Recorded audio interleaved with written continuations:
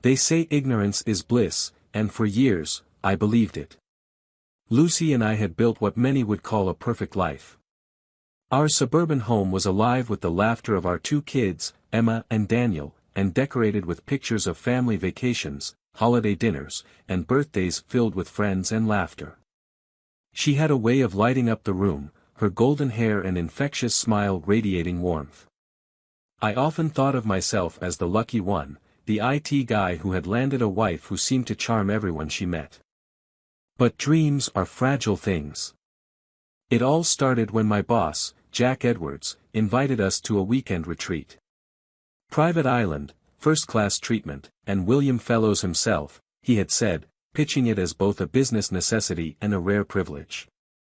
William was our firm's largest client, a billionaire with interests spanning tech, real estate, and philanthropy. This trip was meant to solidify his loyalty to us.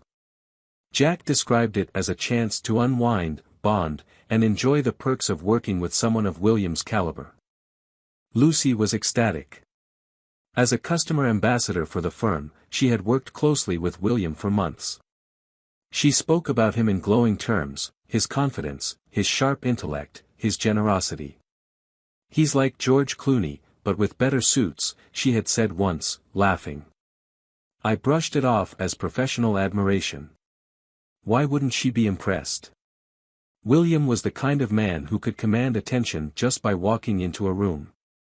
Still, something about her enthusiasm for the trip didn't sit right with me.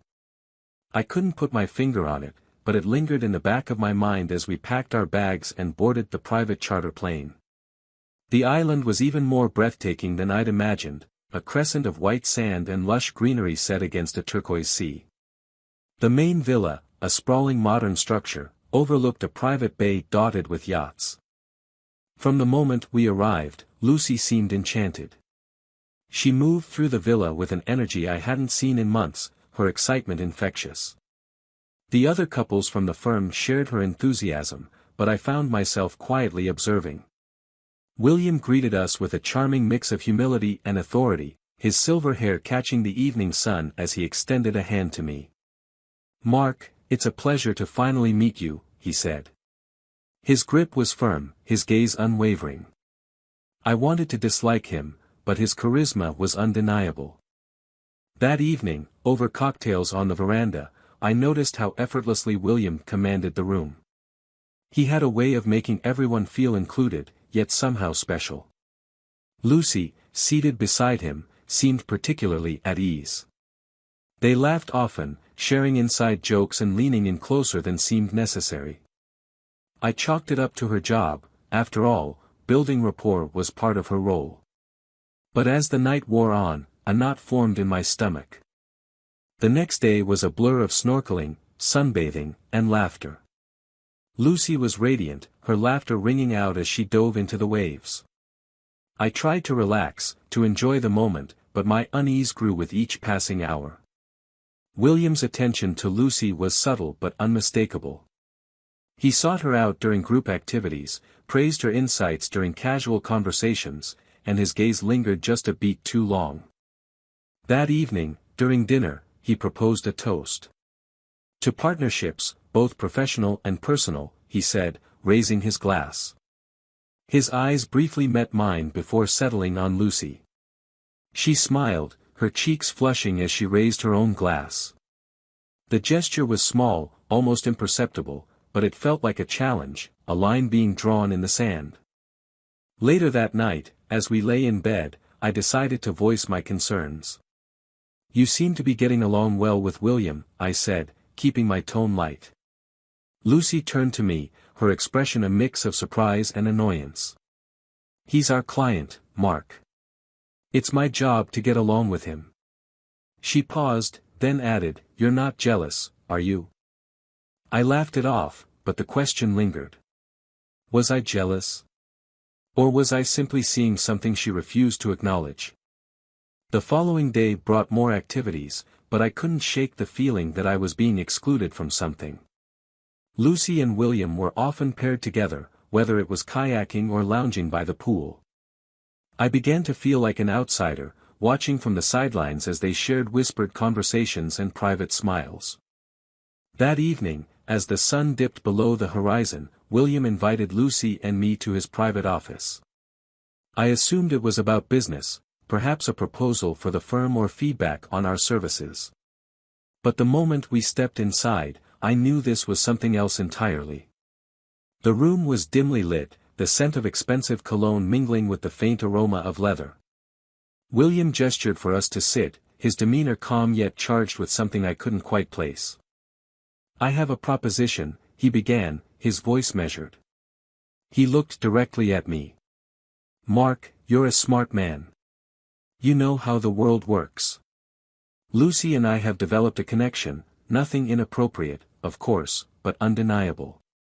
I'd like the opportunity to explore that connection.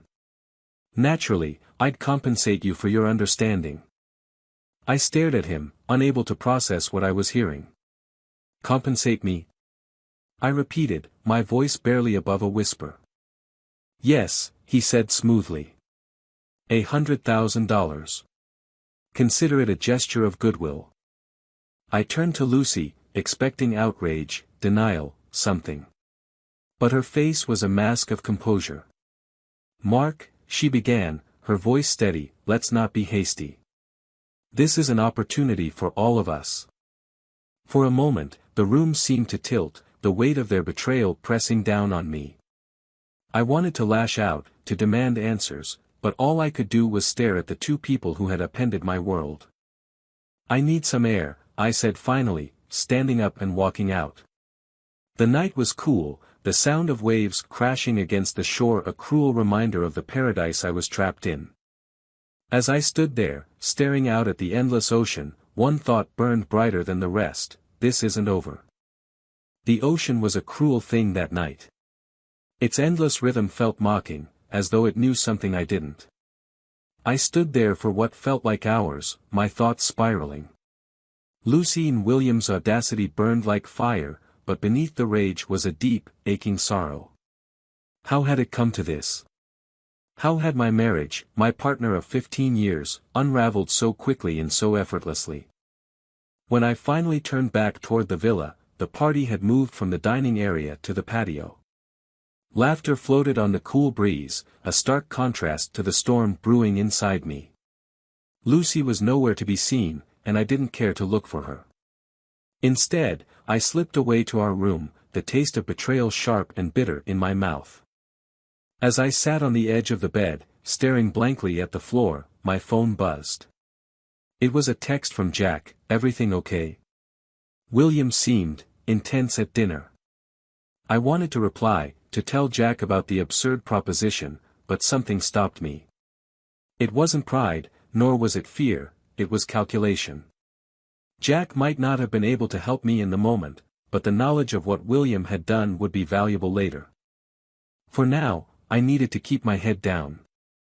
I needed clarity.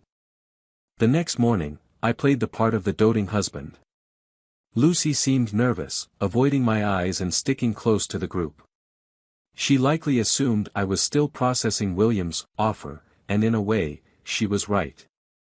But she didn't know how much of that processing had turned to planning. By the afternoon, the group had split off into smaller activities. I volunteered for a solo kayaking trip, claiming I wanted to explore the coastline. In truth, I needed space to think. The water stretched endlessly before me, and with every stroke of the paddle, I felt the pieces of my plan begin to fall into place. William's arrogance would be his downfall. Men like him believed their wealth and power made them untouchable. They relied on people like Lucy, people who craved proximity to that power, to shield them from consequences. But even empires built on confidence had vulnerabilities. When I returned to the villa, the others were lounging by the pool. Lucy was sitting beside William, her smile forced and her body language guarded. She was trying to appear casual, but I could see the tension in her posture. Good, I thought. Let her squirm. William greeted me with his usual charm. Mark. How was the water? Beautiful, I said, forcing a smile. Thanks for letting us enjoy this amazing place. Anything for my favorite team, he replied, his grin so self-assured it made my skin crawl. I decided to bait him, to let him think I was still considering his ludicrous offer. By the way, I said, lowering my voice so only he could hear, I've been thinking about what you said last night. His expression didn't falter, but I caught a flicker of triumph in his eyes. Oh. And? I'm not saying yes, I added quickly. But I'd like to talk more. Maybe tonight, after dinner. He clapped a hand on my shoulder, his touch far too familiar. Of course. I knew you were a reasonable man. Lucy's gaze darted to us, her lips parting as though she wanted to interrupt. But she didn't. Instead, she looked away, pretending to laugh at something one of the other guests had said. The hours leading up to dinner dragged on. I avoided Lucy, claiming a headache, and spent the time in our room, carefully laying the groundwork for what was to come. When the sun dipped below the horizon and the villa came alive with soft lights and music, I emerged, ready to play my part. William, true to form, was holding court at the head of the table. Lucy sat beside him, looking stunning in a sleek black dress that made her eyes pop. It was the kind of dress that used to make me proud to be her husband. Now, it only reminded me of how far we had drifted. Dinner was a blur of forced laughter and polite conversation. I barely tasted the food, my focus entirely on William. He was in his element, regaling the group with stories of his business ventures and lavish lifestyle. Every so often, he would glance at Lucy, and I would feel the heat rise in my chest. Finally, as the plates were cleared and drinks were poured, I caught his eye and nodded toward the study. He excused himself, patting Lucy's hand as he stood. Business, he said with a wink to the group, eliciting a few chuckles. Inside the study, the air was thick with tension. William poured himself a glass of scotch and offered me one. I declined. He gestured to a chair, but I remained standing. So, he began, leaning against his desk, "What's on your mind, Mark?" I took a deep breath, feigning reluctance. I'll admit, your offer caught me off guard. But the more I think about it, the more I realize, maybe you're right. Maybe there's an opportunity here. He smiled, a slow, predatory smile. I knew you'd come around. But, I added, holding up a hand, I need guarantees. If I'm going to agree to this, I need to know that my family's future is secure. Of course, he said smoothly. Name your terms. I leaned in slightly, lowering my voice. First, I want the transfer done immediately. The money has to be in my account before anything else happens. He frowned, just for a moment. That's a lot of trust you're asking for. And you're asking me to trust you with my wife, I shot back, letting a hint of steel creep into my tone. This goes both ways. He considered this, then nodded. Fair enough. I'll have my assistant handle it in the morning. I forced a smile. Good. Then we're agreed. We shook hands, and for a moment, I felt a surge of triumph. He had no idea what was coming. As I left the study, I caught Lucy watching me from across the room. Her expression was unreadable, but I didn't care. The trap was set, and it was only a matter of time before it snapped shut. The villa was quiet when I stepped out of the study. The other guests had retired to their rooms or drifted off to quieter corners of the property. Lucy stood near the bar, nursing a glass of wine and staring out at the moonlit bay. She turned as I approached, her face a mask of cautious curiosity. What was that about? She asked, her tone light but probing. Just business, I replied, forcing a neutral expression. William and I are sorting out some details. She frowned, clearly unsatisfied with my vague answer. Mark, you've been acting strange all weekend. What's going on? I took a sip of water, letting her stew in the silence for a moment. I could ask you the same thing, I said finally, meeting her gaze. Her frown deepened, but she said nothing, turning back to the view. I let her go, knowing she wouldn't press further. The seeds of doubt were already planted. By morning, she'd be too preoccupied to notice what I had planned. Back in our room, I locked the door and pulled out my laptop. William's arrogance had made this easier than I anticipated. His study had been a treasure trove of information, passwords, account details, even a backup hard drive sitting openly on the desk. Earlier, while pretending to weigh his proposition, I had discreetly copied everything I needed onto a thumb drive. Now, as the clock ticked toward midnight, I combed through the files. William's empire was vast but poorly protected. Within an hour, I had full access to his primary accounts, including the offshore holdings he likely thought untouchable. It was almost too easy to transfer $10 million into a secure account I had set up weeks ago, just in case. When the transfer was complete, I leaned back in my chair, feeling a mix of satisfaction and disbelief. The man had handed me the keys to his kingdom, and I had taken what I needed without him suspecting a thing. But the money was only part of it. What I really wanted was to watch his world crumble, brick by arrogant brick. The next morning, the villa buzzed with activity as the staff prepared for our departure. William was his usual self, smiling and shaking hands as he bid the other guests farewell. He approached Lucy and me last, pulling me into a firm handshake. "I trust everything is in order," he asked, his voice low and confidential. "Perfectly," I replied, matching his smile. "I'll follow up once we're back in the city." "Good man," he said, clapping me on the shoulder. "Safe travels." Lucy watched the exchange with an expression I couldn't quite read. As we boarded the private plane, she finally spoke. "What exactly did William want from you?" she asked, her voice barely above a whisper. I glanced around, ensuring no one could overhear us. "It's complicated," I said. "I'll explain everything when we're home." She seemed to accept this, though her unease was palpable. I didn't care. Let her wonder. The time for explanations would come soon enough. The flight was uneventful, but my mind raced with possibilities. By the time we landed, I had mapped out the final steps of my plan. Lucy was quiet as we drove home, her usual chatter replaced by a tense silence. It suited me fine. I needed her off balance. That evening, after the kids were in bed, I called her into the living room. She hesitated at the doorway, her arms crossed defensively. "What's this about?" she asked. "Sit down," I said, gesturing to the couch. My tone left no room for argument. She complied, though her posture remained guarded. I stood before her, hands clasped behind my back, and took a deep breath. "Lucy, I know about you and William." Her face froze, a perfect mask of shock and denial. "What are you talking about?" she asked, her voice trembling.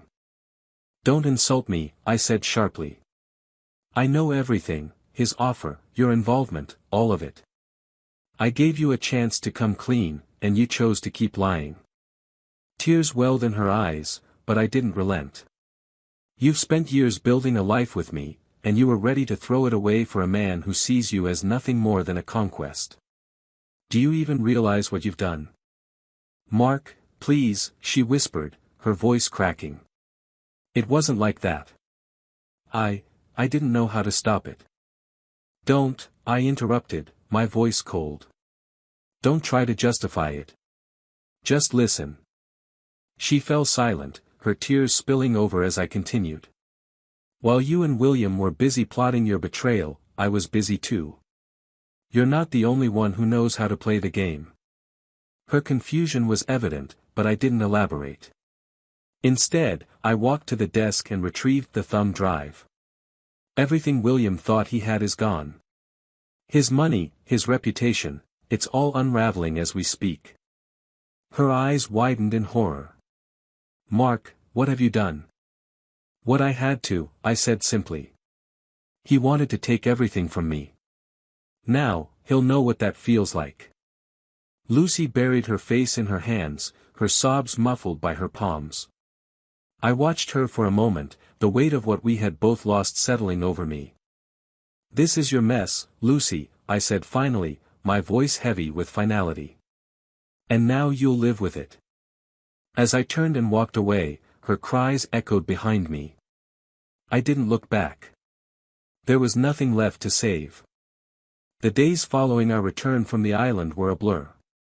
I moved through the motions of daily life, work, the kids, errands, but my mind remained locked on the chaos I had unleashed.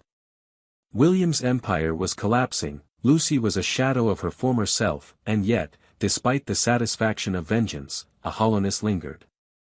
Lucy avoided me, her guilt a palpable presence in every room. She'd gone from fiery defenses to quiet despair, as if she were mourning something far greater than her betrayal. I was tempted to confront her again, to demand an explanation that might somehow make sense of everything, but I stopped myself. I didn't need her excuses.